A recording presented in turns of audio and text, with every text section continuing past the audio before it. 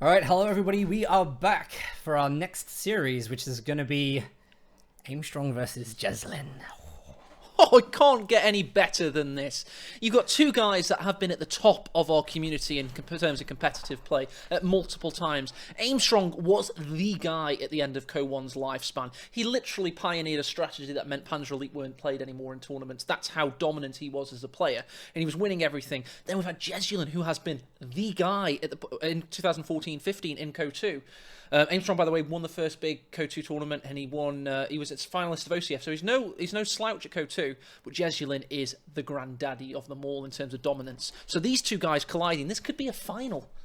Yeah, a lot of these games, we've cast some finals worthy games so far. But again, like these two guys, they're pinnacly. They've both dominated the game at certain stages. That's kind of the big thing for them. Like, other players can't necessarily say that. No. Like Jesulin dominated Co2 in 2014, and Aimstrong, you'd know the figures for that on dominating Co1. But yeah, I mean, they're two huge players, and but really, I would expect that Aimstrong is in Jesulin's territory right now. Not too sure at the moment. I appreciate what you're saying.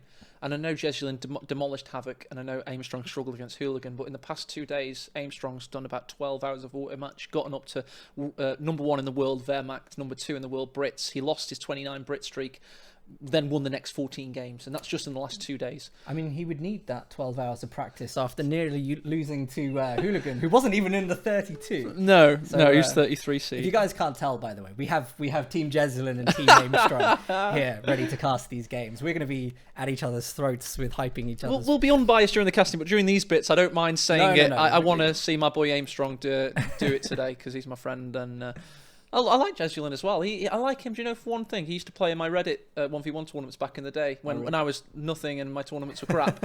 Just because he wants to win everything, and he was like, I might as well win those ones as well. He's a very good player, though. I'm excited to watch his games again. Okay, we're going to spin the coin. It's time to rotate the boards. We need some music for this. It's Darth Vader versus the evil parrot. Or eagle, rather. And the eagle wins it. I wonder what Aimstrong's going to go for. I have no clue, to be honest. Let me put myself in his mind. He again hates crossroads. Can't stand the map.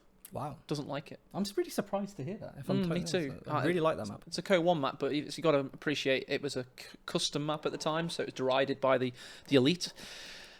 So I'm interested to see what he's going to go for. Arguably, his strongest thing is Wehrmacht. No, or Brits. He's equally strong these days as both. He's synonymous with Brits and with Wehrmacht. So he's got two factions there where it doesn't matter, so he'll probably choose map, to be quite frank. One of those three maps. Holodny, maybe. Taking his time. He played a lot of Holodny when it first came out in Co2, when he won that first big tournament. That was the only map at the time. He's gone for Crossroads, despite what? What? That was the opposite of what happened the first match, where we knew Luvnest didn't like this map very much. Good call, eh? I may have gotten that wrong, actually. No. I mean, to be honest, you could be right there. It's a weird thing to do. I mean, it's his decision to pick that. He told me he didn't like it 2 months ago, and he's played a lot of Co2 since then, so maybe it's grown on him, that's all it is. But there we go, Jesulin with Soviets picked. It is the caster's curse. We have to Oh, yes, exactly. Anything we say, and everybody knows this, anything that we say will go wrong. The opposite will normally happen, because it's just sod's law. Oh, yeah. That kind of thing will happen. But we do have our first game lined up. It's going to be Crossroads. Aimstrong's going to be playing as Ostif, which I believe he currently number one's that faction right now. He's going to be playing up against Soviets by Jesulin, and we saw some great Soviet play from Jesulin last week, actually using the community defense commander with the Dushka HM120 and the light AT gun. Really cool. Great effects. So I'd love to see more of that, especially against the Ostir. It's going to be interesting for certain. I have to say that Aimstrong's Wehrmacht is scary. He often has gotten 5-minute wins in Company Heroes 2 and 1 with Wehrmacht against top-level opposition. The reason for that is he's ultra-aggressive, and he's now developed a strategy based around the ultra-aggression that people are copying, because in his mind, possibly, and also DevM, that's also copied the strategy, so Aimstrong's strategy is now used by DevM. It's meant to be the Lend-Lease killer. It's meant to be the Dushka killer. It's meant to be, you're out there with ultra aggression, you don't even let them have breathing space to get to these call-ins into this vehicle meta. You just you go super aggressive, you get as much tier 1 as you can on the field, completely ignore tier 2, then go for a tier 3 medium vehicle, most likely the Panzer IV. That's the strat. Everybody knows it. It's not really a secret anymore. I mean, I think last time we saw him, he was G43 heavy as well. Yeah, which is, I think, a really good buy. I mean, the G43 is the fire on the move really well, and you can be hyper aggressive. Like, if you're one of those players that like does go really aggressive, like the G43s are like a godsend for the tier 1. I actually really agree with tier 1, tier 2 play heavy from both Austere and OKW. Like, OKW pretty much gets all it needs in the early game from tier 1 in infantry and AT. But Aimstrong's been, strategically speaking, I will just come clear. I've always spoken to this guy. I've always, when I joined the scene in Co1, he was like, spoke to me and talked about his strategies, and I was like, wow, he's speaking to me. At the time, it's not quite the same anymore, but still, he's always been a guy that completely ignores elements of meta. Yeah. For example, in Co1, he never went for supply yard upgrades, which is what everybody went for, and he just said it's wasted manpower. I will make the economy back. I don't care. He's that cocky with regards to his thoughts on the game that he will just ignore the meta. He'll sit down. For example, with OCF, he just picked up Brits when they'd just been released. Nobody even bothered playing them in that tournament. He picked them up. He analysed that the Centaur... Well, not analysed, that makes it sound better. He raped everybody with the OP Centaur because nobody else realised it. And he just came in with a fresh pair of eyes, possibly because he does come into these tournaments and doesn't play the game, really. I mean, we're talking a lot about his strengths here, though, but like weaknesses as well. Like we're just waiting for the game, by the way, if anyone's wondering. We're not just having general chit chat for ages, but one of the weaknesses, especially that we saw last week. I mean, and I can only go on what happened in this tournament. You know, last week, you know, he got put in a position where his build didn't work. You know, when that happened.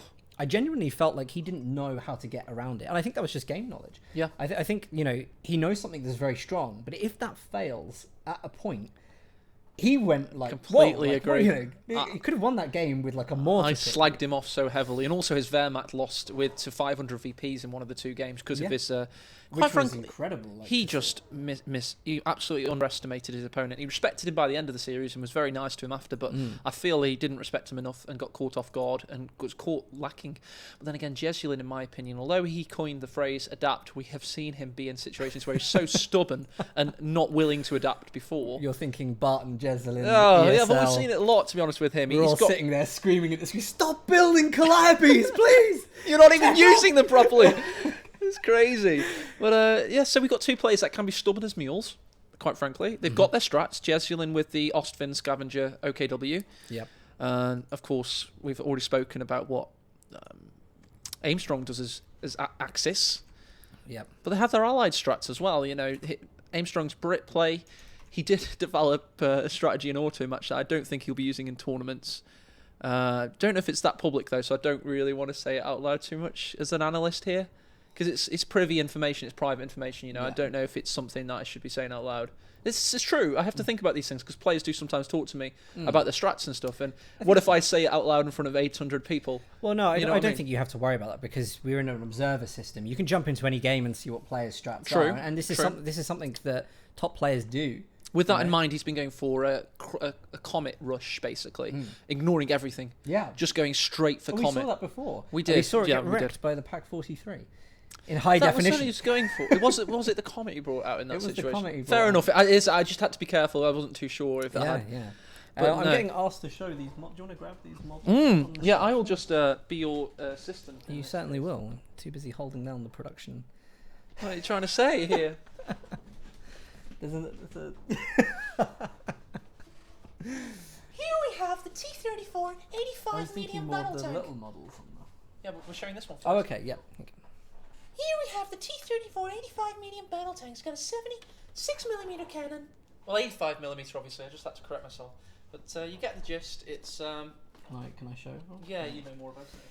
Yep, this was given by Neo7K, who's one of my first friends I made here in the Co2 community. Really good guy.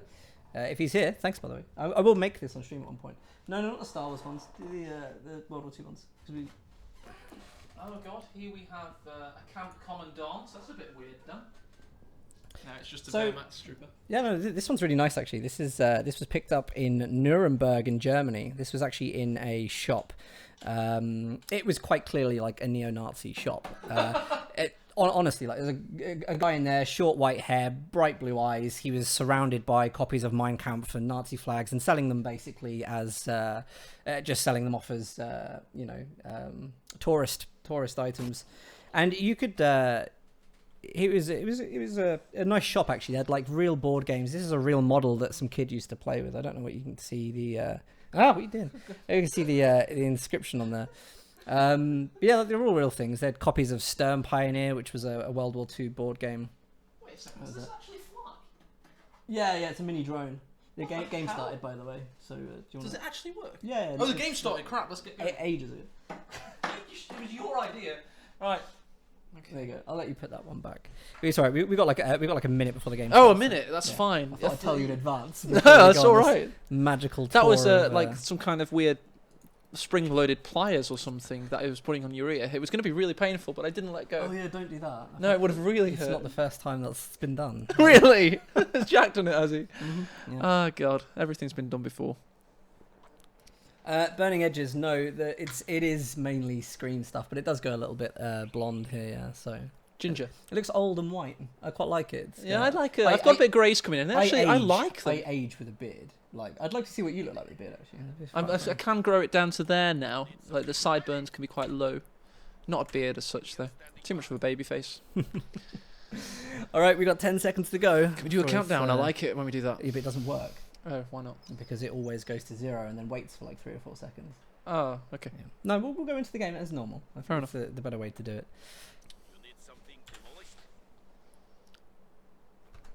Hello there, and welcome to what promises to be an absolutely titanic encounter between two titans of the game. In the south, we have Jesulin. This guy is the Dominator, the Spanish destroyer, the Armada. He has been at the top of the tournament tier for nearly 2 years in Co2, and he's here to play from the south of Crossroads. Yep, this was, of course, the map picked by our northern player, Aimstrong. Huge force throughout both series of Company of Heroes. He is a well-known name, well-respected name, and he's currently playing his #1 ranked faction, the Austere, right now. So we're going to see an absolute treat of how he decides to deal with a more than capable counterpart in Jesulin here today. So we're going to be casting with a lot more frenetic instinct right now, because we know Aimstrong goes for these early tier 1 pushes. He goes heavy on tier 1. He tries to be uber aggressive and quite frankly strangle his opponent from the get-go. If this was mixed martial arts fighting, he just runs in and goes for a double leg takedown immediately. He does not mess around. No, we're going to see in the early game, though, both players, they're not going to push huge aggression. I think, actually, it would be unwise for Aimstrong to do that before he's got, like, 2 Grens on the field. So he's going to do resource capping on the left. He's got his MG there for defense in case Jesulin pushes left. But at the moment, just relatively comfortable to let Jesulin cap. He's going to take what looks like he's going to take the building in the north here. Both players are running for it, but it looks like... Oh, Aimstrong gets it. And as we say, so obviously the uber aggression, you have got 2 or 3 minutes before that fully kicks in. He waits till he's got 3 Grenadiers and an MG, with more Grenadiers to come out and possibly another MG to come out too. That is his build at the moment. It's 5 Grens, 2 MGs, you heard me right. He's made the house, and that's a big win for him.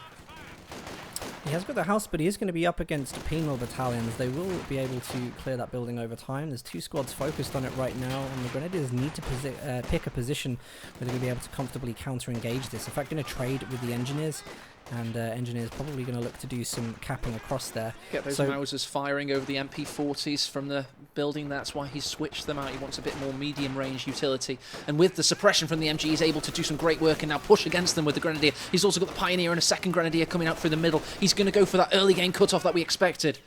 Oh, that was a really nice play there as well. He moved the Pioneers to the building just in case Engineers were looking to rush, closed the gap in suppression with the Grenadiers, and now he's going to push into green cover at close range, where he will be able to take these Engineers down if Jesulin stays for much longer. Oh, he's getting it as well. That is the problem with the penal battalion-based system, is they are slow to come on the field, but he has managed to get there. He's now possibly going to jump in the building, stops for a second, hits W on his keyboard and takes a few shots. He's got another unit coming in. That is the MG setting up just north of the picture there, Dan. Yeah, he's trying to bounce out here so that he catches the suppression with the MG as the penal battalions poke back round again. He's going to get that first suppression off. Jesulin probably should look at trying to flank here. whilst the house, again, you have got Gren's there, but Gren's there. It's such a well-protected It's assault. what he does with these well-protected assaults. He's been doing them, quite frankly, for nearly 10 years now, and that's no exaggeration. So you go for this uber-aggressive pin, but you protect the flank with a rifle unit. If you were able to protect a flank against the pin, you might just make it and base pin your opponent in the early game. However, we do have the M3 out. Yeah, I mean, you've already mentioned this. Tier 1 for Soviets is so rushable. I guess that really is the counter. The main first counter you get is that it takes ages for units to come on the field. And, that's something sorry, Aimstrong... He nearly said Dev Well, they're something that Aimstrong can yeah, really players. take advantage of here. So not the greatest of starts, but we all know that Soviets do pick up into a really nice game once they do get those units on the field. So if you can hold out for a while... Faust's gone against the M3. He's got a 2-man squad getting in position, but they're coming up against the SVTs. He's going to have to get out of there. Probably a hard retreat. Indeed, he does. So we've now got 4 Grenadiers on the field and an MG. He's probably going to be waiting for more manpower. Look, it's 210 in the bottom of his picture. He's obviously locked in Lightning War as we expected. But as soon as he gets to 240, he'll be building another unit immediately. There you go, immediate. This guy is on it. He's efficient. He's uber. He's a warrior. He's literally had 12 hours of auto match in the past 2 days. Gotten to number 1 nearly in 2 factions. So he's on it. He's on it like a car bonnet. Of course, we do have to remember this is game 1, and game 1 is really a good opportunity for players to really feel out their opponents and strategies, and we really hope Jesulin will, of course, identify the huge tier 1 pushes that he's going to be seeing. The second Faust delivered there by the Grenadiers. It looks like Aimstrong's going to push in, and Jesulin was not quick enough to move the unit back. Second Faust will, fortunately, not destroyed. It is going to be repairable, and that's great luck for Jesulin. He's got the cut-off whilst we're watching this action in the bottom left quadrant. He's managed to get the cut-off. So right now, Jesulin only has 2 strategic points. That's shown by the +10 fuel income, the +16 munitions income. Compare that to your bottom right of your picture.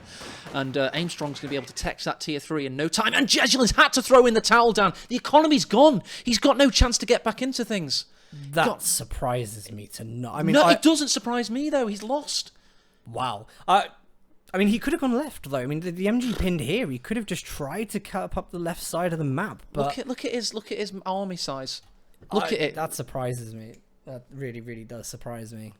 It really does, but it's one of those things. I told you we'd have to cast that in a frenetic way because I had this impression that this was going to happen today. I'm somebody that clearly speaks to Aimstrong a lot, and he had a good, talking to from DevM after his hooligan games, and he's literally been practicing his arse off.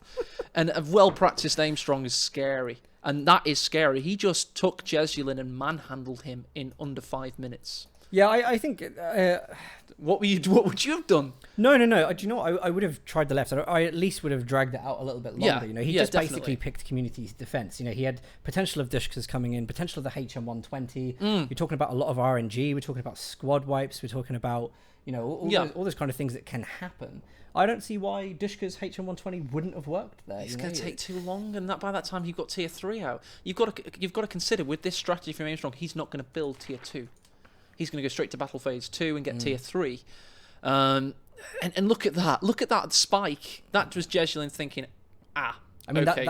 To see that kind of disparity in the graph charts, 5 minutes, it's insanity. It's a clear pickup for Aimstrong there and a clear dive. So, he's already really stepping up in the first 5 minutes, an excellent game. So Jesulin's going to have to be very, very careful about how he plays the early game. I think if he plays Soviets again, he's not going to want to go double engineers and slow build. No way. It's a direct counter. This is why I love Helping Hands and Luvnest to bits. I'm going to say this, but they've pissed me off in the past couple of weeks because there's an obvious strategic counter for top players to use right now, utilised by Dev and Aimstrong. It's public information. Everybody's seen them using it in auto match against the likes of Von Ivan and winning and stuff, but they don't care. They're too busy and being really annoyed at the meta on stream. And I'm thinking, there is a strategic counter out there that people are using, and you haven't tried it very much. I know Helping Hands kind of dabbled in it, Luvnest may have dabbled in it, but if you play it really well, you can literally hard counter this M4C Sherman strat.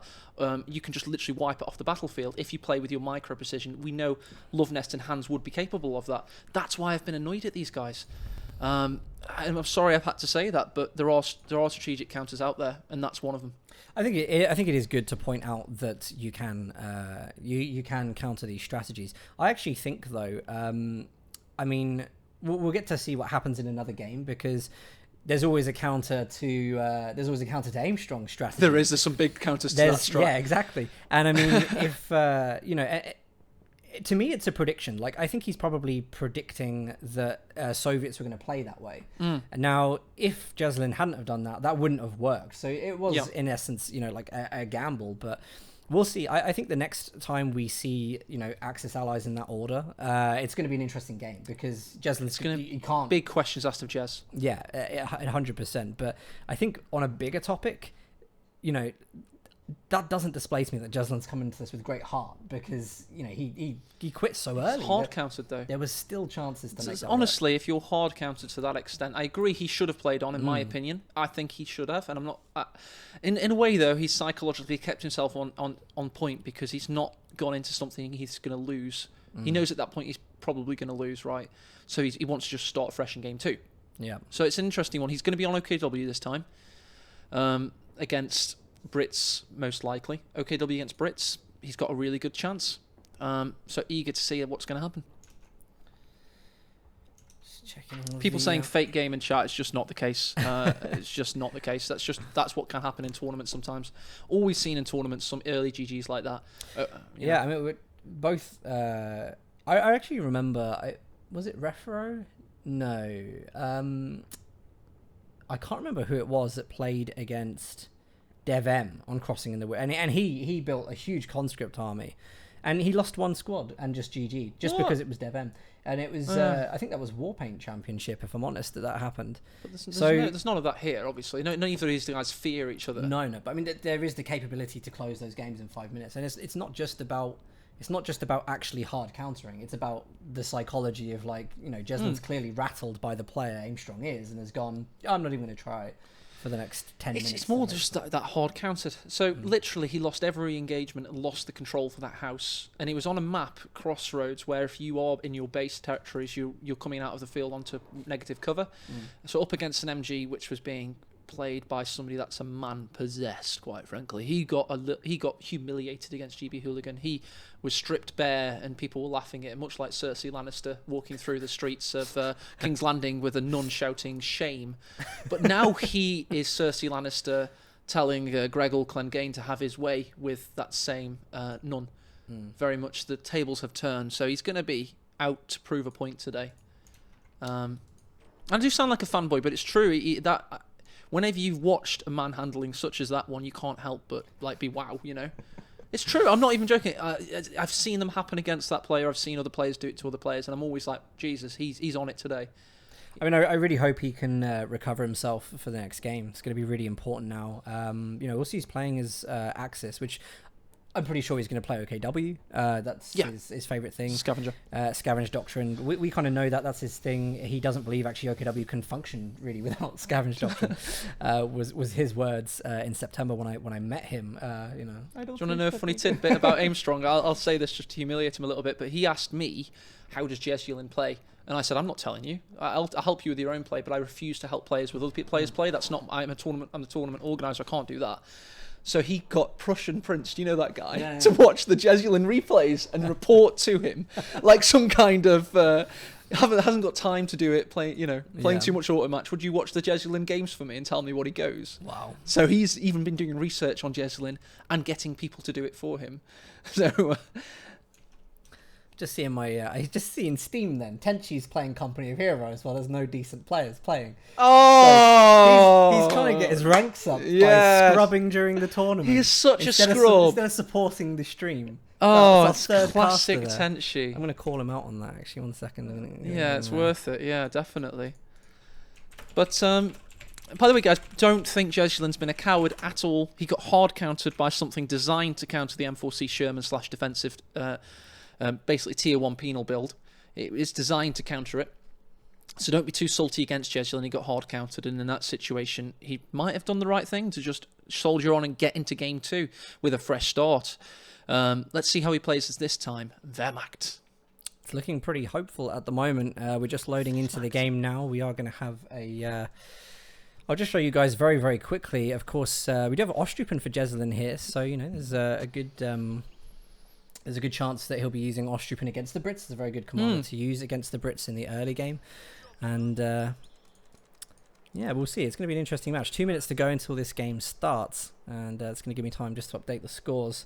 I really wasn't expecting that first game to be so short, though. That's such a weird opening to the series. I did tell you that, didn't I? You did, but it's like Nobody listened though, did they? It's not about not listening. It's about you not believing. Get the VPs, get as many VPs as you can. You want to wear your opponent down. There's so many so many ways to play a best of 5, and it's not just about the gameplay itself. It's about what you do around to your opponent. Yeah, I guess. And it just seems a weird decision not a for bad me point. to throw out straight away, because Aimstrong's going to be feeling great about himself. He's going to be feeling pumped. He's going to be feeling like Jesulin's easy. He's going to be making those plays more confidently. Whereas Jesulin is now going to be... He's put himself in a weird position. He's put himself in a position where he's like, do I have the confidence to go through with Has it? he got a fresh start now? He's got... No, I don't know. Depends what kind of person he is. I think that's degrading to yourself to go into a game too. I think he's going to have this expectation now that he can get steamrolled, and I think it's going to affect his gameplay. It can. Just to clarify with Aimstrong, by the way, he's one of those guys that tends to not want to lose a single victory point. And he would have camped the victory points, and he wouldn't have allowed Jesulin to get to them. Jesulin might know that. He might have thought, right, I'm not going to get any victory points. There's literally no point. It's just going to wear him down, because Aimstrong's got more practice recently. But it is a game where anything can happen. Counterpoints. I like this. You got counterpoints. Very. We can counter each other constantly. We can. We've got them literally, but it's great. It's what people would like to hear. It's analytic work. And Helping Hands has just tuned in. Helping Hands, you missed me saying that I would have rather you and Luvnest possibly imitated the DevM Aimstrong strat a little bit more effectively, because we just saw Aimstrong win in 5 minutes against what was going to be Lend-Lease or defensive Dushkas into T-34-76s. He literally won in 5 minutes using that strat. So just throwing that out there. If you can watch the VOD, maybe. 1 second. I'm just going to make sure. Oh, that's the wrong button. That was so close. What did you nearly do? Delete everything? That was the delete button. That was so close. I can't believe I nearly pressed that. But big shout out to Helping Hands, by the way. Massive plaudits to coming in and casting last Sunday. Did a really good job casting. He was really good. Really good. I've always casting. thought he's good at casting, to be honest. I'd cast with you again, Hans. If A will let me. If A died or something, I don't know. All right, here we go. Game is about to start now. And I know you can't see the game. It's because the game hasn't started yet. Well done, That's feisty Dutchman. What a legend. When this is us casting a game, we didn't realise it. I do this because I click on the unit portraits, which means you can hear them talking, but the game hasn't actually started. Oh, I see what he's going on about. Yeah. But anyway, we are going to go in, and here we go. Ladies and gentlemen, we are starting now game 2 of this series, Jesulin versus Aimstrong. And Jesulin has just surrendered 5 minutes in to his first game after getting just trashed, manhandled, destroyed. Yeah, trashed by an early He this Oster time build. is Wehrmacht, or the Ost here, in the northern side of Crossroads and down in the south, with now a plus 14 streak after previously having a plus 29 streak in auto match. The number 2 Brit player in the world, insane Aimstrong. How's this one going to go?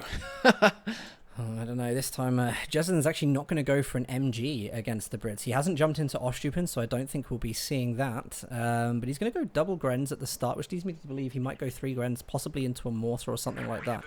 Aimstrong is going to chase right up the center of the map here, which means he's going to guaranteed have control of that house if need be. And I like this because, he has neglected entirely his side of the map. I think he's actually going maybe for early engagements against Jesulin. Which, we already know Jesulin is going to be fearing something like this, so... Let's see what happens here. We've got Jesulin negating to get an MG42. We have Aimstrong getting the Vickers. So these pivotal infantry engagements, rifles only, are going to be so important, because if it allows Aimstrong to push up his ever-aggressive MG into position, we could be seeing a repeat of Game 1.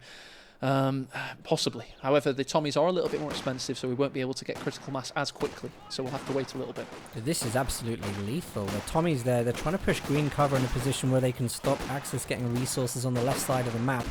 And Brits just trying to take the cover positions, but this is great chasing by Jesulin, using the Pioneers there to try and get damage on the run. Grenadiers are just stopping to deliver shots to the other squad. So it's a careful game here because he can still, Jesulin can still lose out. He's got to be very, very careful how he plays. MP40's constantly pushing for that Tommy. They just would not give up, and they will win their threat range. You've also got another Tommy squad that has, although it did defeat 2 Grenadiers, it's lost now 3 models of its own. So that's 2 early game wins for the big Jez. Is he going to try and block the unit in here? I thought he might try and go for that. He moves across just a little bit too late, and he's not going to get those final shots off on the Tommies. Vickers is going to be taken into central house now, which is going to cause a little bit of an issue. However, you can just go for the mortar quite comfortably here. Yes, he can. I think this is a very good early game start for Jesulin. It's now meaning Aimstrong has got little sirens going off in his head because he hates going to the mid-late game. He can't. His endurance isn't what it used to be, and that's when his slip-ups start to get into scope. He's very much a meta-orientated player that likes to be uber-aggressive whilst his micro's great. But if you put him in a slog, if you put him in an endurance battle, might not be exactly his comfort zone, and that is proven by his stats in the game. Well, let's have a look at how he deals with this. Engagements here are not particularly favourable at the moment. Needs to be careful as well. Let's have a look at Jesulin because, of course, we know a tech's going to lead with rifle grenades if that comes in, and it's an absolute sucker British faction when they do always hug those positions. But Aimstrong is putting huge, intense pressure on this side of the map, and I wonder if that leaves open gaps here for Jesulin. He's actually going to go on a huge flank right now, which I really, really like to see putting that counter pressure on. Yeah, I think Jesulin's gone Wehrmacht, by the way. It's just occurred to me, to get the sniper out, and he will get the sniper out in this game at some point. It's about timing, though, for him. Well, we've seen Jesulin snipers get to 90 kills in competitive tournament gameplay before, so very keen to see that happen. Also. Oh, could we see a potential wipe here? This has got a... Oh, it's actually retreating a separate way. Jesulin has to retreat as well. Pressure being put here on the Vickers, which is going to have to move. Jesulin's got great staying power in these engagements, really. I mean, look at everything he's walking around with. Could be a wipe here with the flamethrower pioneers. Has to get lucky with that flamethrower now. Crit coming. Doesn't get it. Oh, unlucky there for Jesulin, who's playing excellently in this G2. And that's what I was talking about, Dan. He wanted a fresh start after that horrendous hard counter by Aimstrong in that first game. He quit within 5 minutes. And here he is now with a fresh start and a level head. And he's gunning for Aimstrong in this game. He's got to be very, very careful of that squad there, though. He has. Managed. Oh god, there's got it all over the place. Got one-man squads retreating, just about surviving. No major wipes as of yet. Very level playing field. However, you will note Jesulin has had fuel, has also just locked in elite troops, and Aimstrong has not connected any of his high resources as of yet. Look at those stats, pretty much dead even at the moment. We do have a commander pick from Jesulin. He's going to go Tiger Ace with elite. That's going to be a beast later on in the game. That's going to be an absolute If it beast. comes out, 17 command points, obviously. Yeah, it is a very, very late game one, but it kind of suggests he's going to go for an aggressive tier 3. If he can pump out tons of tier 3 vehicles, waste them, and then bring on the Tiger Race, I mean, against Brits, it's going to be a phenomenal choice. He's going to have access to G43s. Yep, 4 squads as well to utilise them, so very competent build with mixed in with the sniper play against possibly a counter sniper in the mid game. Just trying to tell the future here, but that's how I see it going. You know, the G43s will come in a lot of use. Well, Jesulin has kept fuel control in the early game very, very well, and it's an interesting one because Aimstrong is really just going for his fuel now. He's going to go for a decap, which is good to see. And I wonder if we will see a mortar as a support weapon to play against the Brits, because I mean, it's very, very effective of putting them out of static cover positions. Really, really like this move here. Look at that. Stormtroopers coming to deny the Brits getting back in. That is a lovely little move there from Jesulin. Now he's going to burn the Brits out of this position in the center. That is a great steal for that house. There we go, the early game specialist. Aimstrong now knows what he's up against. He'll know the Stormtroopers because he uses elite troops himself sometimes, very rarely. This is great. The MG, the Vickers is not there to cover this point. The Vickers is on the other side of the map, and Jesulin's going to take advantage of that straight away. I just want to see who's going to be the better sniper in this game. I know we're going to see snipers from both, and both guys are masters at using that unit. So we're going to have some excellent games. If you've got any fans of Coming Heroes 2 competitive that you know would enjoy this cast between two titans of the game in what looks set to be a fantastic game too, we're looking at a 40 to 50 minute classic here. I just feel it in my fingers. I know it's already in my bones. Just go for it. Get them all in this stream because I promise you this is going to be one to remember. What a great touch to this game Jesulin has just put in. He's got the decap on this. He's going to recap the fuel as well. The denial will start to stack up. Aimstrong looking a little bit on the back foot here, and he's selected Vanguard as his commander of choice. It's an interesting one, of course. Look at that stun. That's a beautiful stun, forcing the Tommies to retreat. He's not going to be able to get those kills on retreat. I think Again. Brit health is going to be. Brit health is very high on the retreat. Very unlikely to get those wipes with unequipped Grens, to be totally honest. It's been difficult for him to survive, quite frankly, Aimstrong. He's been countered in so many tactical engagements, and Jesulin has been very unlucky not to have squad wiped yet. Vickers, will it set up in time for this Stormtrooper? Just managed to do it just about, and here we go. The glider's coming down for that air landing officer. Rough landing. I think he was fearing the grenade there, which is why he hit the retreat. So it was actually a nice little pull by Jesulin there, getting that close. I think he predicted, to actually run into the suppression so that even suppressed would be able to throw it. Oh, yeah. Which is a nice move there. Air landing officer, yeah, I mean, coming out early, it's probably a call for maybe the Stormtroopers to get upgraded with STGs. I mean, he has got actually G43s, which do very, very well against Oh, God, he's setting himself. He could actually wipe, honestly.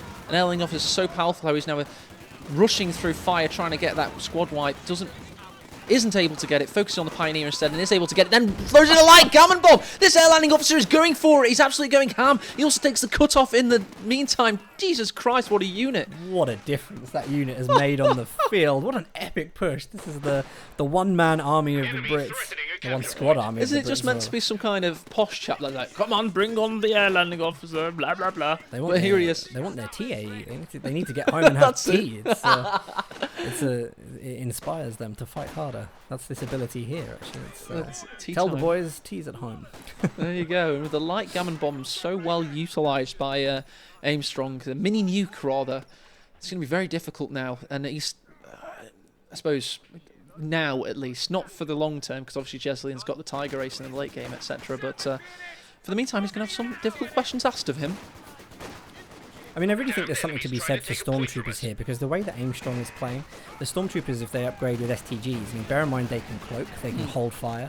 The STG Tactical Assault would shred a squad like that. Oh, yeah. If the Commandos decided to come in, he was cloaked. One man Tommy! This is a squad wipe. That is bad by Aimstrong. That has to be a squad wipe. I'll be upset if this isn't a squad wipe. Oh, is that not a squad? It's a headshot. There you go. Boom. He's down. First one of the game.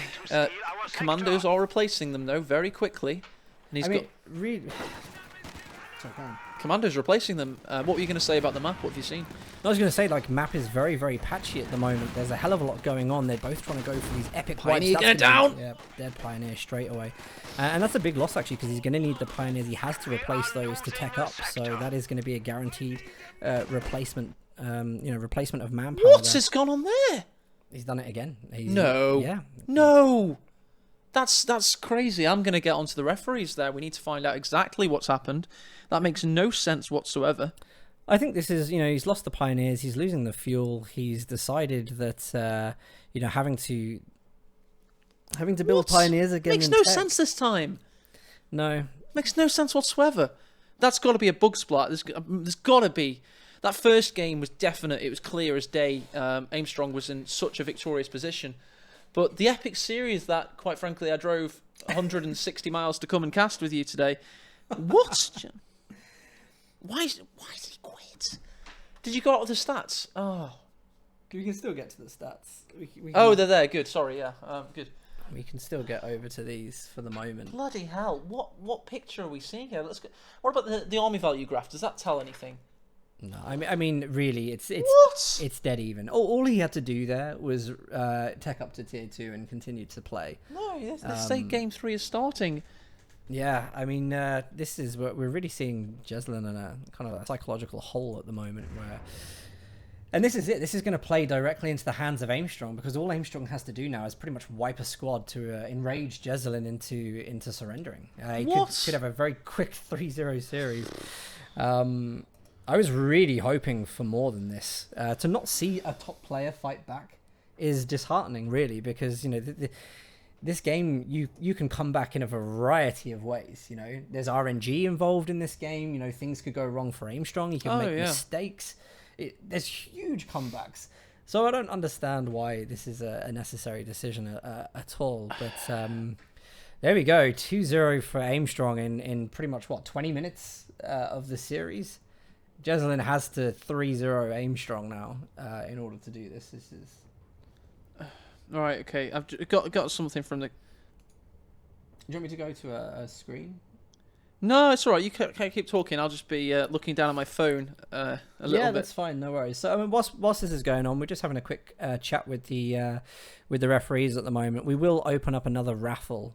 So we've already had a raffle for Ashes of the Singularity, and I'm going to open a new raffle right now. So, guys, that was our last winner, Control Lock. If you want to win yourself a Company of Heroes 2 commander code, I'm going to give 2 away. There's going to be 2 winners this time. So exclamation mark raffle right now, and you'll have a chance to win that. You'll get a message after the stream if you win. So it doesn't matter. You don't have to be here on the channel afterwards, although we would love it if you stayed. Yeah, we'd get those absolutely love shills it if you stayed.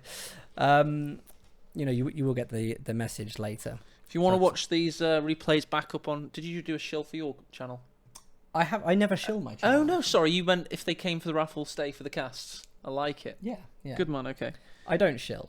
I mean, of course, guys, if you're enjoying the stream, feel free to follow the channel. I don't Or say, subscribe. I don't say, or yeah, okay, I that yeah. Okay.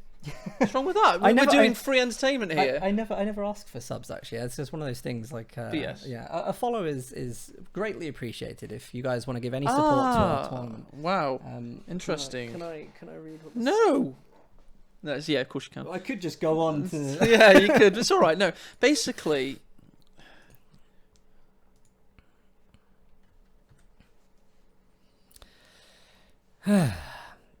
Jesulin's going to play USF for game 3. Well, Aimstrong, #1 austere player. USF versus austere is actually a good. It's a good combination because USF performs very well against austere. It's a lot of counters at different points that just naturally work really, really well throughout all the games. Hopefully he's got the heart to stick it out this time. I really have that bad feeling that one squad wipe would equal a surrender, which is not what we wanted to see at all today. What have you seen? Nothing. I don't want to talk about it on stream, quite frankly, because yeah, it's a bit odd. I don't quite follow the picture quite yet. I'm trying to piece together the puzzle. Well, we'll get on with casting the games, and we can deal with that always a little bit later on because the game is live and available to play now. So I'm just going to do the standard profile checking. There's typical Aimstrong with his private profile. Yeah. You're not his friend. I'm his friend. Yeah. He might have deleted me set from siding with Jesulin. No, I don't think so. Does he just like have on Uber private? You can't even get on it, kind of thing. Who knows? Who knows? Here we go. We got Jesulin, USF, Aimstrong, Wehrmacht. Interesting situation to be Jesulin right now. Obviously, that first game against Wehrmacht where it didn't go too well at all. No. 1 second, because I need to do the scores here. Not expecting to put these scores up at all. Were you not? No. Oh. No. To be honest, I'm so happy that Lieutenant Baumy brought it against Luvnest earlier because we've already had one great game to cast today. The Jesulin Aimstrong series has been a little bit not quite what we expected so far. And to be honest, I was psyched to see a Wehrmacht win in game 1 where it was like, wow, that's cool. But game 2 was a little bit crazy. Didn't quite understand that one. All right, you ready to go? Yeah, let's go for it. And we're back. And we're on a different map this time, Kolodny Firma. You're seeing the embattled and, quite frankly, feeling battered right now Jesulin, given a fresh start against the guy in the west, Aimstrong, who's leading 2-0 in this series. Yeah, after what has been an incredibly rough first 2 games for Jesulin, the second one wasn't that rough. I mean, one squad wipe basically forced Jesulin to surrender because, of course, it was the Pioneers. He needed to spend, manpower to get the unit back on the field and then tech up. It was too much for him. He felt like he didn't have enough to handle Aimstrong's Brits. So this is a difficult one. It's game 3 much sooner than we expected with a 2-0 situation at the moment for Aimstrong. And Jesulin has got to get his courage together. Scoreboard, if you will, Dan? Oh, sorry. Have I done it the wrong way? Have you? It's not your fault, to be honest. Kolodny Firma doesn't have the guys in the right side of the map. It's rotated. It's very difficult to predict what the scorelines are going to be. I did check. No, they're flipped on Chladni Firma. It's not the right way round. Right. So it catches everybody off guard when you're doing scoreboards. It's not your fault. Thank you, Eddie. Well, it isn't on this case. Most of the time it is, but. Well, Jesulin's going to go for his... He's going to go and just lightly cap his resources that are on the south. Nothing too outrageous, although he has managed to successfully push munitions in the north. So he's both capping and defending his own territories there. Aimstrong looks pretty comfortable to just push straight through the mid. We're seeing that hyper-aggression again, this time before we even got the second Grenadier on. Wow. So he's clearly confident about the Pioneer and Grenadier. Oh, look at that MG. It's just gunning for these rifles. The Pioneer's now taking the church to protect the MG, whilst the MG then pushes up near to the medium cover wooden fence there. The Grenadier in the meantime has gone for the capping circle. It's in a Duke battle against the heroic rear echelon squad that are now going to get gunned down by the MG. So there you go. Aimstrong is being as efficient as it is possible to be in Company of Heroes. The MP40 is coming away to push away the rifles. We need those other rifles flanking, and that's what he needed to protect against. As the MG be able to get it, he's managed to flip the MG in time, protect the pin. He's gone for it. This is beautiful from Aimstrong, quite frankly. If you want to see, well, we don't want to see a 5-minute win in Company of Heroes 2, but Aimstrong certainly does, and he's going for it. He flipped the MG just in time to protect the flank, and he's going for the pin down. This is incredible to see, really. I mean, it's so... The maneuverability, like the speed with the MG, that's been so efficient already in this game. Able to pin multiple squads instantly, and Jesulin with his 3 riflemen, he has to come up with a really constructive flank to get around this situation. Aimstrong is just going to happily sit on the resources right now and just cause chaos. I tell you what, that MG flip is... Practice makes perfect. He's been doing that for years, I must say. So he goes for the pin, and then he it's second nature. He knows there's going to be a flanking rifle or a flanking conscript, etc. So he flips the MG, and that's what we saw. It was premonition. It wasn't exactly reaction times. And that is exactly what I said. Practice makes perfect. Well, let's have a look at Jesulin's chances here at the moment. It looks like he's going to have to push north to the fuel there. That's his best bet of getting easy fuel at the moment, because he doesn't want to go in to deal with the MG Grenadiers south at this point, it looks like. But yeah, he is struggling. Aimstrong going for another Grenadier, and we don't see the same from Jesulin, who's stacking up to 400 manpower right now. Pretty much, the condition that he looks in is not good right now. It really, really isn't.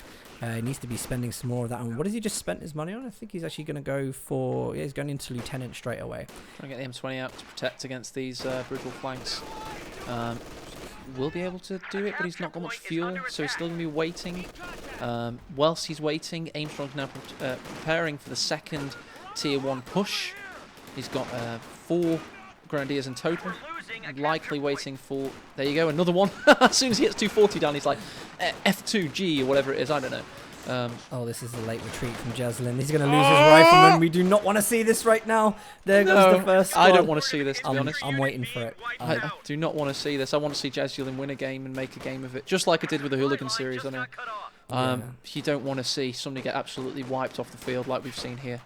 No, this is not good to see at all. And Aimstrong's actually got double fuel incoming once he caps the fuel in the north. So he's going to be able to steamroll tech now. He's going to be able to get right into Tier 2 tech with 5 Grens on the field for support against only 3 infantry squads. Jesulin has got 530 manpower in the bank at the moment and is not spending it for whatever reason. He seems exhausted in such a small amount of time. Is he even reinforcing? No, he's not even reinforcing squads. Playback is over. Great shout. I love it. Oh, God. That was sarcastic, by the way. I do not love it. I've travelled... God, how many miles is it from Stoke-on-Trent to Milton Keynes? About 160, something like that. It was a 2-hour drive, not exactly at the speed limit as well. So No. A lot of fuel spent just to come here to cast for you today. And we get treated to what was, quite frankly, destruction. So let me do... Aimstrong got humiliated against GB Hooligan, right? He took him for granted. That made him practice a hell of a lot more fiercely than you would have thought. So he was given a second chance due to it being a best-of-5 series. And then he's been able to literally think to himself, right, no more Mr. Nice Guy. Yeah. And that's what we've seen the results of today. So, GB Hooligan, if you're watching this, we have you to thank for our hero, Jesulin, being manhandled by an angry Danish bear. Because Jesulin's a lovely guy. He doesn't play as much Co2 as he used to. He's still a great tournament player when he's on form. He wasn't on form today. But we saw Aimstrong... God, there's so many words I want to use that aren't politically correct. Honestly... Jesulin looked so strong last time we cast him. He looked so good against Havoc. He looked in such a good condition, and I know it was against Havoc, and it's a different kind of league on the front of Aimstrong being, as good as he is. But what do you say about like late retreats and stuff? You only got a couple of units on the field, and that shouldn't be happening. One message for. Yeah, I mean this that we saw here. That wasn't great. That shouldn't happen. I mean, was he already psychologically out of the game by that point? I think he was. He wasn't reinforcing his squads. He wasn't building anything with 550 manpower in the bank. I mean, I just feel like he threw that. He didn't really want to win that series at all. So, wow, how difficult for that. But basically, you're giving a free passage for Aimstrong. Yeah, that's what you've got to also consider. Jesulin, as I say, hasn't been practicing as much as one would hope in this series. So although Aimstrong has just beaten Jesulin 3-0 in record time for a best of 5 series, I'd probably estimate. Never seen a best of 5 series completed in less than 15 minutes game time total. Yeah. I think the people that are here today deserve further entertainment. I think we'll end and restart the stream down and give them some more entertainment. What do you say? Why would we end stream? So the GCS rolls and it's onto a new title and stuff. Different VOD. We can carry on. Okay, we can carry on. Carry on. Yes, that's fine. Probably give it a new title though, maybe. I definitely think you should restart the stream. You're not going to lose many viewers. Oh, it will halve. It will halve. Sorry, people on Twitch, you are fickle. But if we restart, we don't have to worry about it. But it means GCS, it can be just your stream then. Yeah. So you're not going to lose many viewers. They're going to refresh. They'll listen to this conversation. They know more entertainment's coming. Oh no! You know Twitch better than I do. So we'll. Your sarcasm's brutal. Absolutely brutal. Look at that though. Insane Aimstrong with a 3-0 less than 15-minute victory. Drove all the way to Milton Keynes for this. Yeah. Damn you, Aimstrong! Why? Oh. Okay. What I'm going to do, if you guys don't mind, and we'll sort something out. We'll do something at least for a while. We're going to come up. I think you should play 1v1 basically, and we should watch you. It'd be funny. Yeah, that's fun. We'll come back with the format in a couple of minutes. For now, I mean, both series are over for today, but we're going to continue on the entertainment with something. Maybe we'll get some games organised, or maybe we'll cast some of the games. Bend the knee for now. For doubting me, Aimstrong. You did doubt him. I'm trying to play devil's advocate here. I'm trying to counter the blatant bias from AE in casting Aimstrong's games that we see. He's a huge. Is it unwarranted? I'm sorry, Aimstrong. Is it unwarranted? Don't hurt me, Aimstrong. Is it unwarranted? No, not at all. Not based on this experience. No. But I mean, people have always given let's say Funk shit for being an Aimstrong fan. As the GCS still going, given us insults but you can't help but like the guy. He's always been a big tournament contender. So if you're a tournament fan in Co1 and Co2, you might like Aimstrong. It's just a thing. It's nothing against you, Aimstrong. Don't worry. But if you're a guy that's been in Co2 from the day, playing on stream every single day for the past 3 years, and then witnessing these tournament favourites come back into the scene, you might not be as much of an Aimstrong fan. Am I right? Well, yeah. Let's face it. Aimstrong's too strong for this community. But it's true though. These guys only come back for tournaments, and it pisses so many people off. DevM, Aimstrong, there used to be a few others that used to do it. Just come back for the tournaments. Try and make a grab of cash. Oh, good play. Ego, because ego's a good thing, man. You can win a tournament, you feel good about yourself. So we're going to do the raffle draw now. We had Control Lock who won our last raffle there for a copy of Ashes of the Singularity. This time it is going to be first one as Punisher1638. Congratulations, you've won yourself a Company of Heroes 2 Commander code. And second one is going to be Brimstorm won, and Brimstorm, congratulations, you've also won the same A Company of Heroes 2 commander there. So congratulations to you. I just saw we had a host from Excessive Profanity with 500 viewers. Oh, yes, Excessive. Thank you so much, Excessive Profanity. You would not believe what you have just missed, Cody, because we have just seen two absolute titans of this gaming community. One of them has surrendered every game in 5 minutes because the other is so brutally strong. Let's cast another game. Come on, let's cast another one. Let's get it back in there and do an unofficial, just a cast of a game. Yeah, do you want to just go straight in, or do you want to wait screen? Oh, we'll go straight in. All right, okay, yeah, let's do it. All right. So, for those on XP, we're clearly doing this because we've just had a host at the end of our stream and we want to artificially extend the length of said stream. So, basically, this is an advertisement for Company of Heroes 2 for fans that aren't truly aware of how good this game can be as a competitive game. Because, by the way, it now has more players than Dawn of War 3 has, and Dawn of War 3 got released a month ago. Yeah. Co 2 is stupidly strong for the age of the game. 4 years in. I know Excessive loves it. Oh, yes. Yeah. He can't help but loves it. He plays as the Brits and imitates their accents and has a great time.